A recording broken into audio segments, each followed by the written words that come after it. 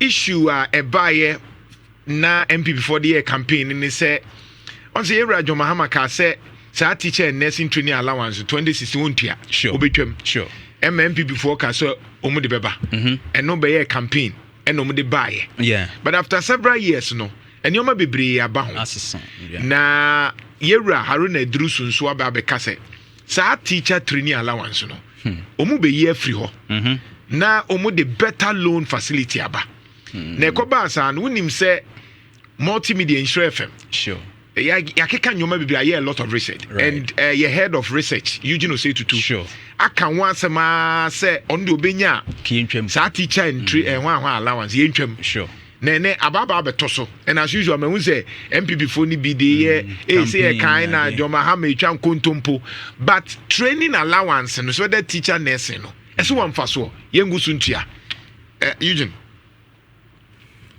Nana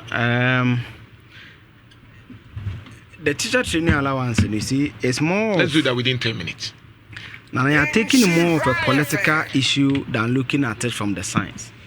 Now, why were we paying teacher training allowances? We were paying teacher training allowances because at the time we needed a lot of teachers, a lot of nurses. And what I say, if you be near here teachers, near here nurses, it's near say your mom incentives. Now, they can't send a DB as a bema, will be a quad dosso be called. Akusua ade bi because Ghana here no na over time obehu you at least 2-3 budgets no mutifie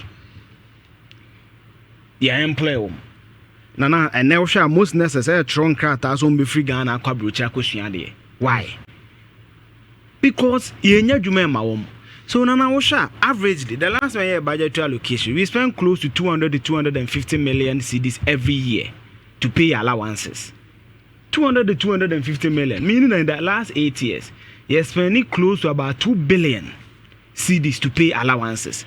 But kojo omu wia no mutifie. In fact, o share data bia anope me hu ya na me hwa ba enrollment. Unza kojo senke bia allowance na the primary tenor me de 2 pages. So primary tenor ma manfo eco school.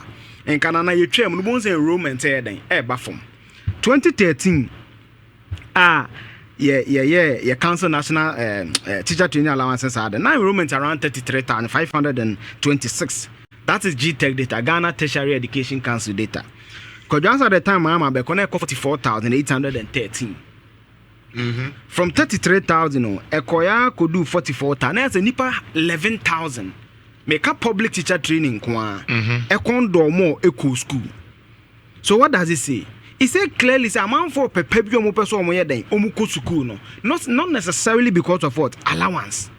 Me the data natural and this is Ghana Tertiary Education Council data. So minim nienti a as a yakoye too fixated on making a political promise instead of looking at the science and data. Now for example, we share university student. Now say teacher training at the bread. Now all right. O yi share from logo ni from 2013 enrollment. Ya teacher training colleges in Aboma. Na 33,000.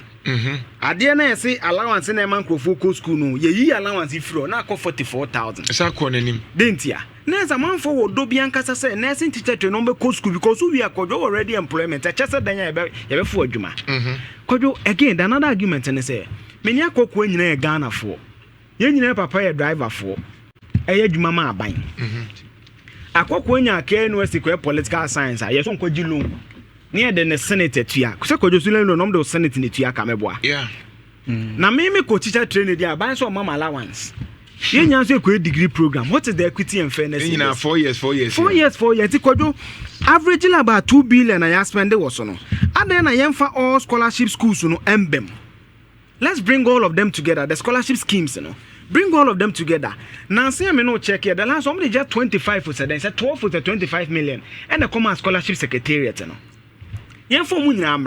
One of the good promises about me promise under this election was harmonization of the scholarship. The GMP senior definitely Mumba. Now, imagine say 2 billion. Imagine more even 1 billion. Say musika ya se mo fentuo to scholarship ma mo fenye student loan fe ma scholarship ne kojo look at the impact it will make for people aden na me ho kire so university student me the abansa me nkoje besia ba me nua no ko teacher training college ne the abansa o ma ne sika free Yewia abaya sama na adwuma. Again, nipa ne tena fie 2-3 years, we free the skill atrophy. O kwa se nurse ne e de pane na wo sa wo move because ne skill no ekofom.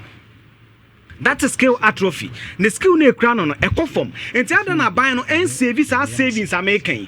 No femfa more teacher. In fact, na o hwe report to be Africa Education Watch here ya. Almost sika na etua no 1 billion. O me from 2020 to 2024. Because allowance nko sika ban eyidi ma wo mu no. About 1 billion. 20 an average of 200 to 250 million a year. 84 years and about 1 billion. A bet me for 4,000 teachers at your moka a year. Nana imagine someone for teacher new. Oh man, allowance can I say something a trend is a 400 Ghana cedis, say 200 Ghana cedis. I don't know the exact amount. Nasa any pan and a woman a juma not just salary. Let's look at the economics of it. But a teacher and nursing training so be per se obey school. Not the next 1 year if you in rotation na 1 year ye man adwuma. Now when you salary. And I say obetena few 2-3 years. Near man of stipend in the term of allowances. 200 cedis, 300 Ghana cedis. Let's look at the economics. Ko kwajo mu busamia me pese menya adwuma. And again the state will get more from it. Wo kwajo omo obi adwuma say na make kan say ni pa na wa man adwuma no. Otua senate. Senate is revenue for the state. Otimi fa car taxes that petrol so no otua bi. Otimi han dan ya landlord so mu kotua rent yi na omusika na say tie vat so ne ade. Yeah. Omutua property rate. They are all revenue for the state. So we should rather think about it holistically. Nana make say John Mahama dem akwa mi Jan 2020. So promises was hambe there obe restore allowance. No kai so kasa. Yeah. And that was cowardice. John Mahama was a coward for saying that. Because ko jonim data we me am tin shiref and who data we enti aban was our data we if enrollment is increasing whilst you've cancelled allowances it clearly tells you that man for condo so be school no so there was no justification to bring it back now I do amuye na political football no moye political football because they know that they will get vote from those areas political football no moye there's no science behind it say utu allowance amobi so nkosu nurse na nkosu teacher training college 1 billion in 4 years okojo 1 billion until 8 years no you're spending 2 billion cedis on just to pay allowances more than 1D1F sika e dia kwase 1D1F mu no teacher training allowances edo so sen no Samo yes it one employment at 14.7% ebi no why should you pay allowance with allowance na year na say be a semester na minim say no mutua no but I'm just using the rough math no between 200 to 250 million cedis every year. So in 8 years, that is about 2 billion cedis.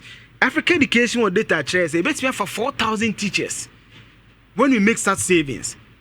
And only at 2020-2024, which is 1 billion, 2 billion account, we bet my Fabian analysis should be about 2,000. And then I'm saying that compare who teacher nursing training, Nyameka na enyo de because allowance and most of the yamo niema. But imagine such allowance near the amount 2 years to feel. Minim summit ma check adela. I think say you 2 backlogs you will feel say 3. Yan fa imagine say allowance na save. Yama student loan kakra. Ni esi ko school wi aya for adwuma. Sewia hospital, Afare hospital, Kumewo hospital ni esi adwuma ni yama will pay ankasa. De na abepe. Let's look at the economics. Because na John Mahama 2024 akaso mbeko suetu before they change the framework to allow nurses to get student loans. Nana sane say no. Me student collateral mo KNUS and nana minimum media mama metimi we ma do mo ko school. Abai mo allowance. They also at the university. Oye degree program. Oye Ghana ni. Ne maame ye Ghana ni, ne papa ye Ghana ni. Di entina ni ni on ne ko the same SS ne de. Ono say me hu chiri mi nti abai ma me free money. We cannot keep giving freebies and expect the country I was to even run. Thinking, say, and I saw nursing training schools here. Ne boy dimpa. Enti last time we be doing na yibreme. Na ekona nim kwa some are paying more. Yeah. And I was saying, say, one of the even strategic means in say allowance no support. Say be I am fancy nursing allow will be na ebi ekobe 10,000 because there will be the check no more better no almost 10,000. So I am thinking say oh yeah by obetimi step in. Yeah. So that's at the 10,000 aban betimi ateto de so ama instead of even 10,000 no or ko school na betimi aye baby 6,000 Nana you see it would not help. Yes, would that not make sense with those nursing training? So instead of giving them that allowance school fees now move because akwa counterproductive otia wa ha ne boarding no am an allowance kitu bi te sa school fees no so me man allowance ne man loan you are good to go. Sure. Nana, I've always had a problem with the nursing training fees. They be because we government a year that's where kit will be very, very, very small. But principals no to meet nasi. No more arrange how they want to rate their school fees. And no more school. It will be school we no ni fees inko. Obeko school we ni fees inko. Obia ne de opese wo den osi e manage na ye nhyɛ da ni a uniform a year na mu se nursing training mu nyina etua se enti there was a time e ba me kan se mampon kra there was demonstration say whole year the highest paying fees were the whole Ghana e ma na ehia se nka leadership step in because nana in fact some of them are taking unnecessary money ebi wo be na adwen se na me de koye project me de koye se no wa bele enkwala no school fees o mu tua no nana enyasem ketua wo ebi nso kra wo ho a sebe wonti hostel o onna ho nso hwe sika wo tua ne ade a enyasem ketua and I think that se omutimi hwe saa no ma nyina na aban bam na omo ehwe ne ye ne principals ne tenase no mu reti se bia uniformly obia engi sei ebi abetumi akwa it shouldn't go beyond because ebi no the way omo si charge no ani enya ene ma nurses no so ebre and the allowance comes in to support them so nana enye easy o. No, especially, but I'm just saying, say, school, young funny say, I buy me co school, me 1,000. Now we are one mama allowance. I buy now, so I see can be a quite buy home to you. So school fees, no. Sure. I'll bet you, and I buy dear, no. Yeah. I buy dear, a crave, kitty, oh, the young fan say, kitty, banana, say be a nipani to your 6,000. I buy dear, Ubenya buy dear less than they be a bay 2,000. And it's a 2,000 now, and you buy money in free. Because as sikana wucha na counterproductive. Yeah. Because as sikana buy ho na masa yibi dia koya allowance dia. Yeah. And you decide to say nursing training teacher training no free abai unchi abai bia de. Yeah, Nana, etina make then you save a lot. Look at it from all angles. I mean, it's counterproductive. Counterproductive. But I see in Ghana they take decisions it taking on emotions. But we are not looking at the numbers because on the plain surface, I know teacher training allowance, teacher training allowances in excess of 2 billion cedis. 2 billion cedis. Just for allowances. Now I bet 2-3 years. But so be any so. 2-3 years. Now I can't near any motive argument. They may once a university students that could jinafa and nursing training students that could jinafa. Obian ho chire no. That is why there's a student loan scheme. If you want a financial handout, and episode course no papa issues about, go for the facility.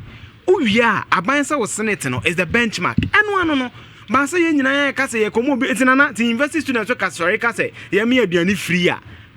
Ne nye di achiri. They need to streamline. Start training schools no ma di omo pay and nyoma dodo.